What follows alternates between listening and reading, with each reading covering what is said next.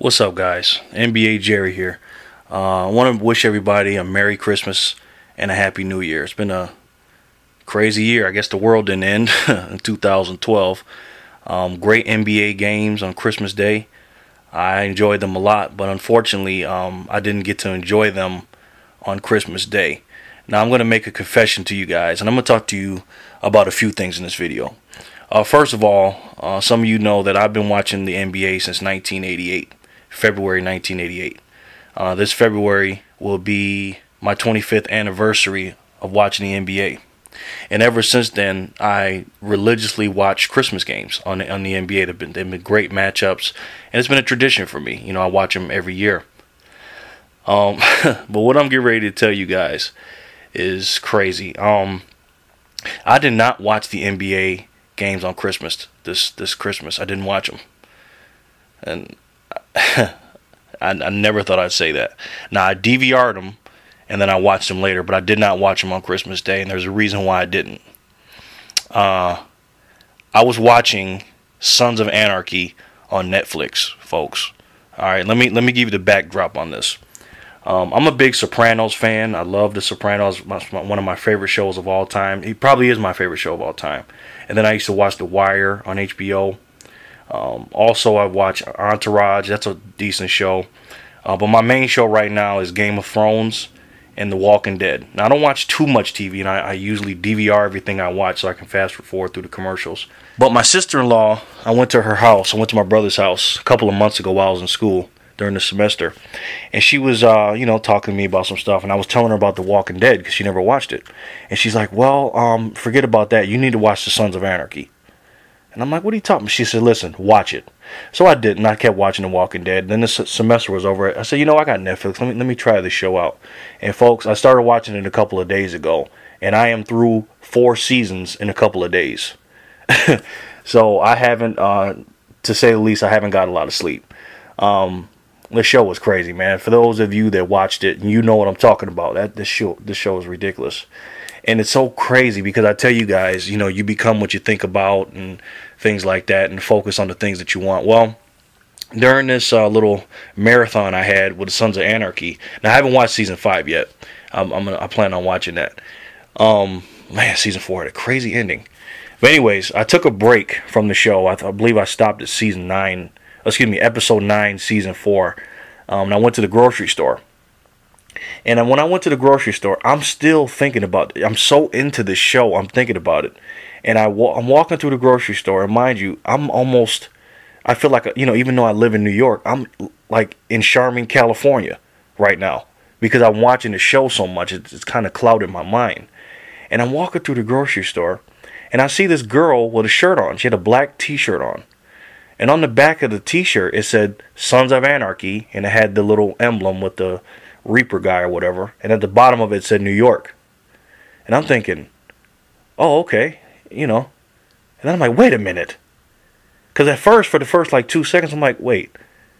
Okay, that's Sons of Anarchy. Okay, cool, no problem. But then I'm like, wait a minute. I'm in Rochester, New York right now. There's no Sons of Anarchy in New York. So I walk up to the girl. I said, excuse me.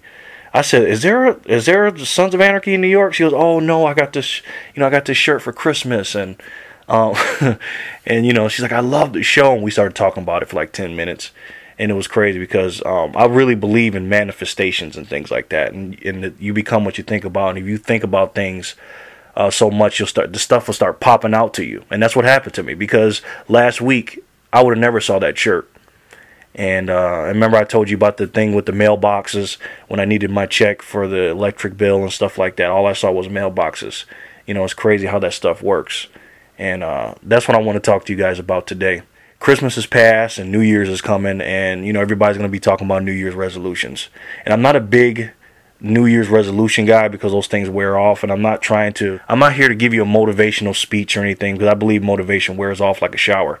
Once you jump in the shower, you clean the dirt off. It's the same thing as motivation. You might get motivated for a couple of minutes, but then, it wears off. So I'm not here to do that. I'm here to try to help you change your life in positive ways. And I got a couple of things I want to tell you. First of all, I tell you this 1,000 times.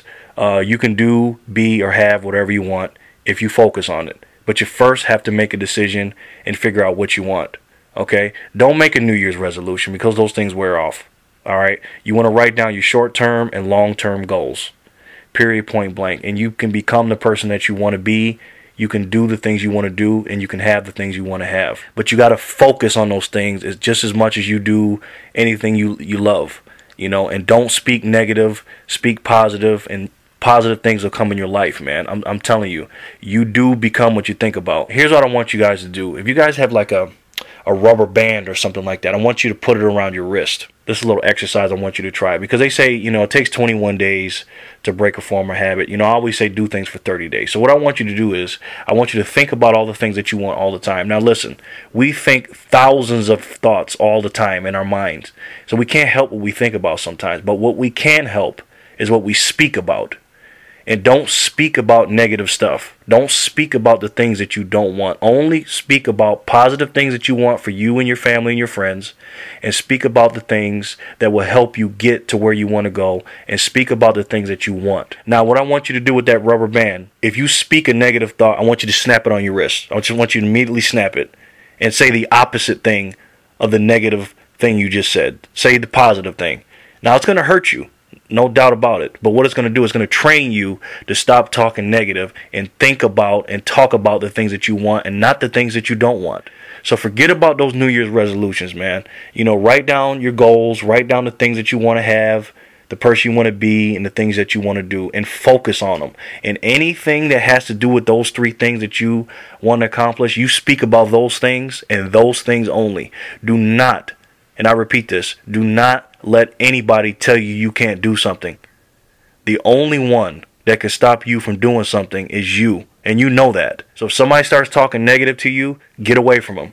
Okay, that's just a bad cancer, and we call those people haters. The NBA is something else, man. You got 300-something plus players or 400-something plus players in the NBA right now, and every single one of them had to go through a bunch of garbage to make it to the NBA. All of them. I don't care how much talent you have. I don't care how much skill you have, how tall you are, how high you can jump. You have to put some serious work in, and you have to have some affirmations and some positive thoughts to make it to the NBA.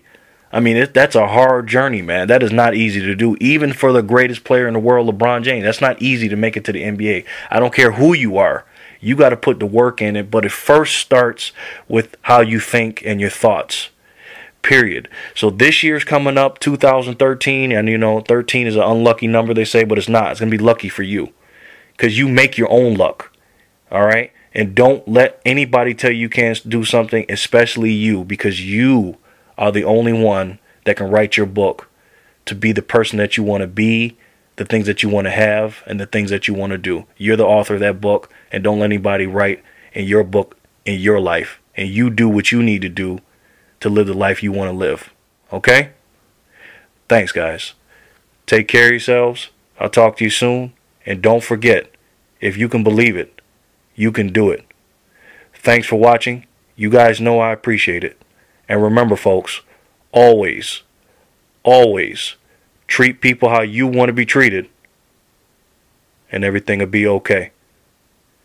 This is NBA Jerry, and I'll talk to you soon. You guys have a happy new year. Merry Christmas. And I love all you guys. Peace.